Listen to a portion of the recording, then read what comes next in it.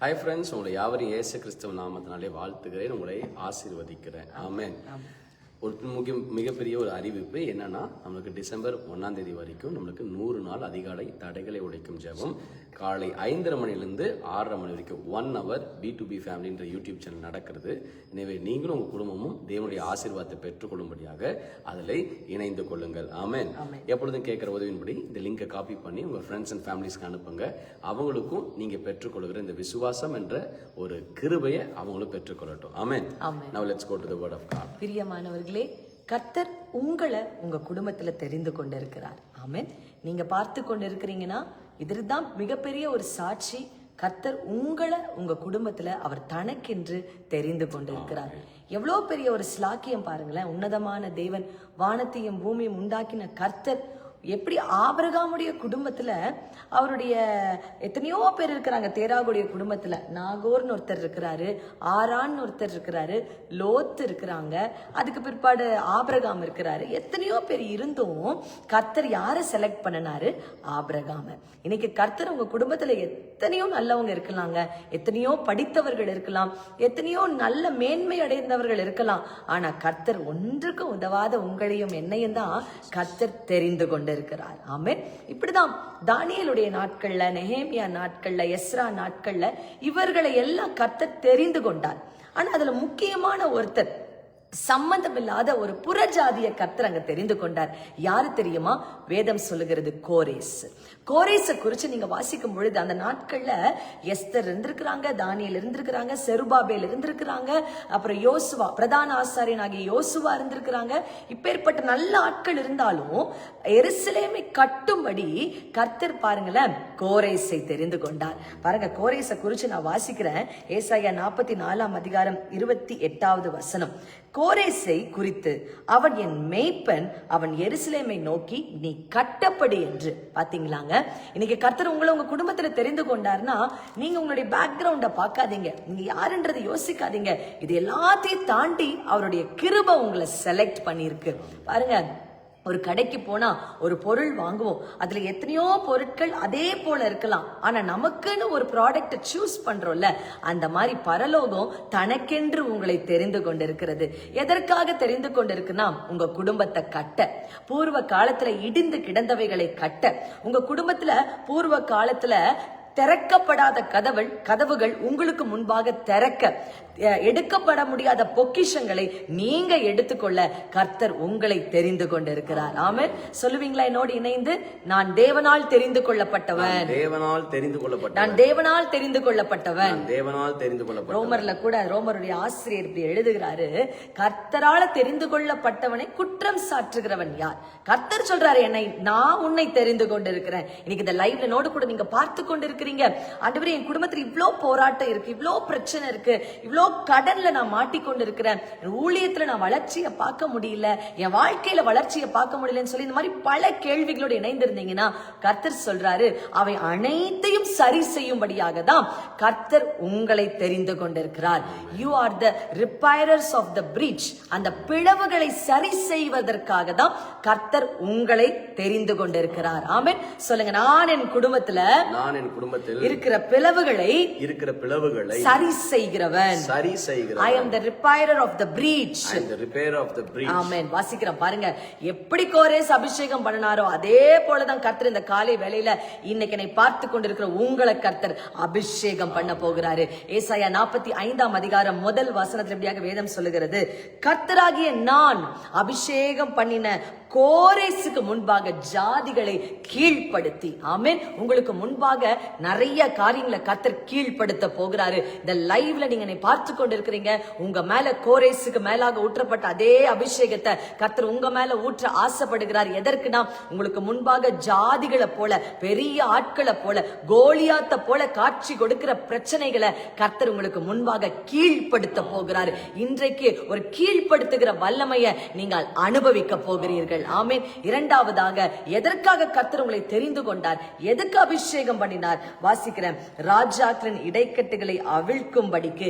இங்க ராஜாக்கள் என்று வருகிறது, ஆனா நான் நினைக்கிறேங்க, நான் என்னுடைய அறிவின்படி நான் சொல்லுகிறேன், நான் நினைக்கிறேன் இந்த உலகத்தை ஆண்டு கொண்டிருக்கிற அசுத்த ஆவிகளை அடக்கும்படிக்கு ஒடுக்கும்படிக்கு கர்த்தர் உங்களை தெரிந்து கொண்டிருக்கிறாரு.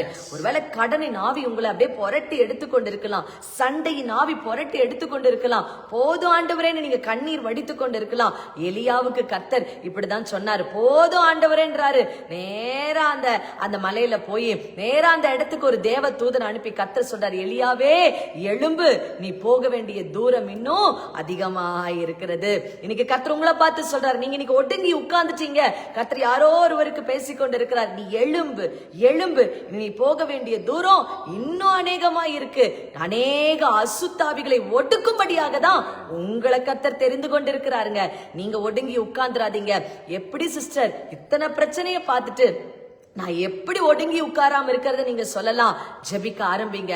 ஆண்டவர்கிட்ட கேளுங்க, ஆண்டவரை இரக்கம் பாராட்டுங்க, என்னை அபிஷேகம் பண்ணி இருக்கிறீங்க, எனக்குள்ளாக இருக்கிற அபிஷேகம் வேலை செய்யணும் கேட்க ஆரம்பிச்சுட்டீங்கன்னாமா இன்றைக்கு நீங்களும் எலியாவை போல தேவ தூதர்களின் உதவியை ருசி பார்ப்பீர்கள். ஆமென் சொல்லுவீங்களா? இயேசுவின் நாமத்தினாலே பிசாசுகள் எனக்கு முன்பாக முழங்கால் படியிடும். ஆமென். அடுத்ததாக வேதம் சொல்லுகிறது, அபிஷேகம் பண்ணப்பட்டவன் தெரிந்து கொள்ள எப்படி இருப்பான்?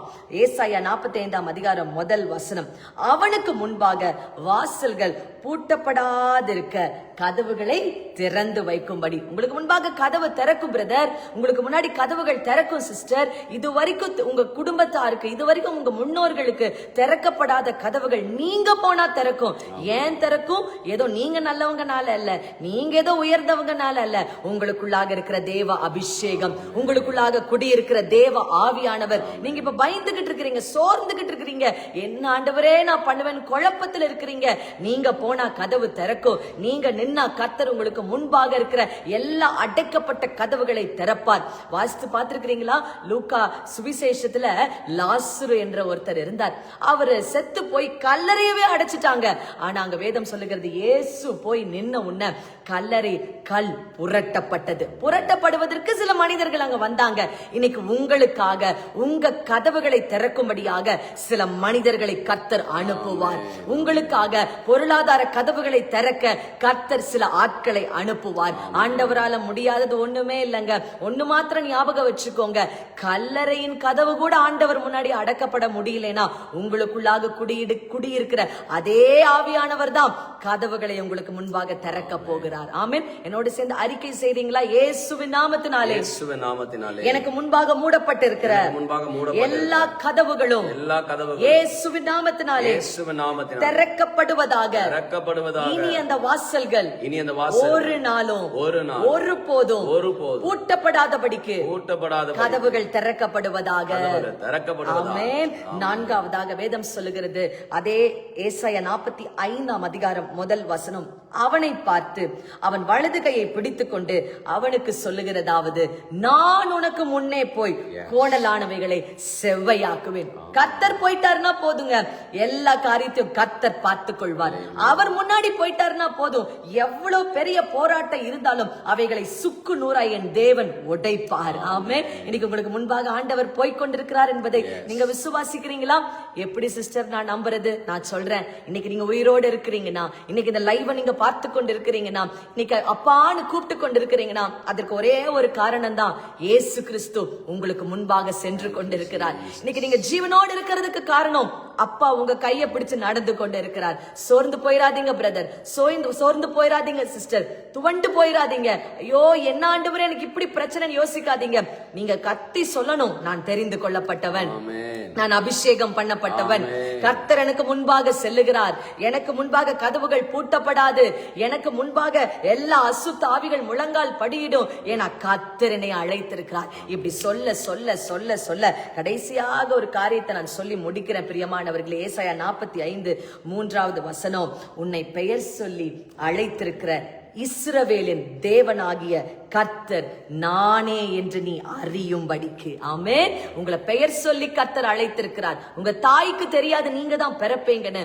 ஒருவேளை உங்க பிறப்பின் நிமித்தம் உங்க குடும்பத்தில் அநேகர் உங்களை ஒதுக்கி இருக்கலாம், உங்களை தள்ளி வைத்திருக்கலாம். ஆனா இன்னைக்கு கர்த்தர் சொல்றாரு, உன்னை நான் செலக்ட் பண்ணிட்டேன்ப்பா, உன்னை நான் தெரிந்து கொண்டு இருக்கிறேன்ப்பா. நீ அவமானப்பட்டு வெட்கப்பட்டு வாழ்வதற்கு இல்ல, தலை நிமிர்ந்து வாழ கர்த்தர் உங்களை முன்குறித்திருக்கிறார், உங்களை பெயர் சொல்லி அழைத்திருக்கிறார். ஆமென். ஒரு 5 அறிக்கையை என்னோடு சேர்ந்து நீங்க சத்தமா சொல்லுவீங்களா?